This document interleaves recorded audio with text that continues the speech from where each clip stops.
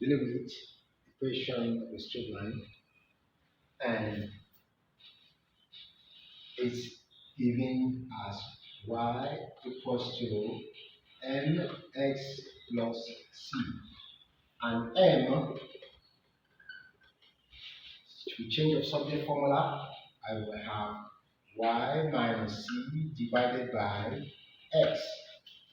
Now, this m can be given as y2 minus y1 divided by x2 minus x1, or I can also have it as equals to y minus y1 divided by x minus x1.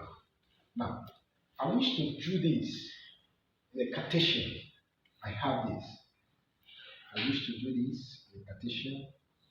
Supposing this is my x, and this is my y axis. Now, I draw a line. Supposing I have a line to be A,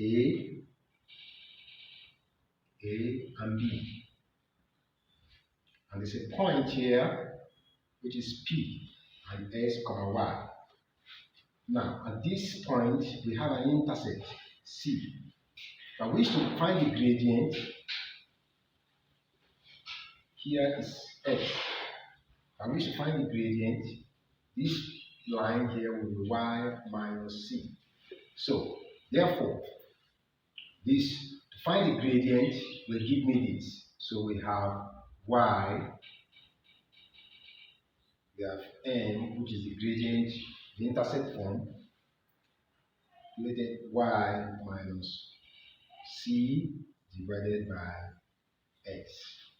Now, if I wish to use, if you go to a point, I draw another Cartesian, and here is my y axis. I have a line AB.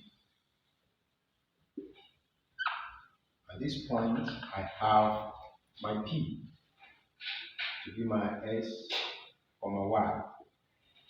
And I have another point here, say K, to be my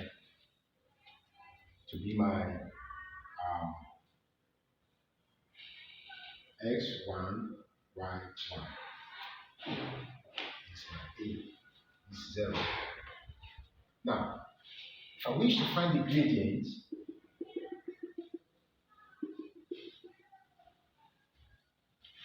at this point, I'm going to have y minus y1, and here I'm going to have x minus s1. And it can also be given when it's passing through a point, and it will be given as m equals to y minus y1 divided by x minus x1. And of course, it can also be change of subject formula. I can have y minus y1 equals to m open bracket x minus x1. So when it's passing through a point, this is the formula you use. When it's an intercept form, equation of a line passing through an intercept form, this is the formula you use. Or in general, you can also use y2 minus y1 divided by s2 minus s1. That means that if 2 points are given, you can use this formula. Thank you very much.